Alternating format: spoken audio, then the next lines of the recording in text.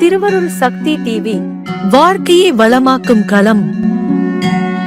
பொதுவாக மக்களின் புழக்கத்தில் ஒரு பழமொழி உள்ளது. அதாவது கல்லடி பட்டாலும் பரவாயில்லை, சொல்லடி மட்டும் படக்கூடாது என்பதுதான் அது.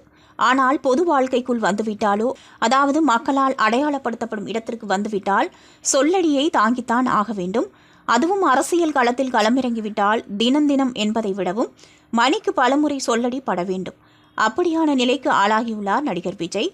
அப்படி விஜயை பிரபல யூடியூபர் சாட்டை துரைமுருகன் மிகவும் காட்டமாக விமர்சித்து வருகின்றார். தமிழக வெற்றி கழகத்தினை தொடங்கிய போது விஜய்க்கு அனைத்து அரசியல் தலைவர்களும் அரசியல் நாகரிகத்தினால் வாழ்த்து தெரிவித்தார்கள். சினிமா துறையில் இருந்து அரசியலுக்கு வருவதால் பல சினிமா பிரபலங்களும் வாழ்த்து தெரிவித்தார்கள்.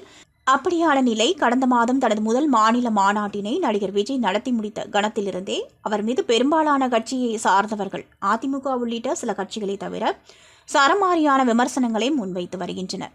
குறிப்பாக விஜயின் முதல் அரசியல் கன்னி பேச்சானது தனது தொண்டர்களையும் தனது கட்சியையும் என்ன மாதிரியான அரசியல் பாதையில் வழிநடத்தப் போகின்றார் என்பது குறித்தும் அமைந்திருந்தது.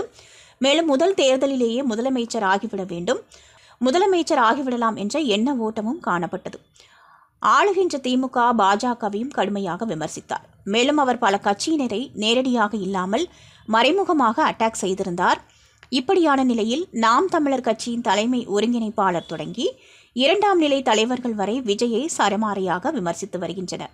அந்த வகையில் தமிழ்நாட்டினை இதற்கு முன்னர் ஆட்சி செய்த கட்சிகள் செய்த ஊழல்களை விஜய் பட்டியலிட்டு வருவதாக தகவல்கள் வெளியானது.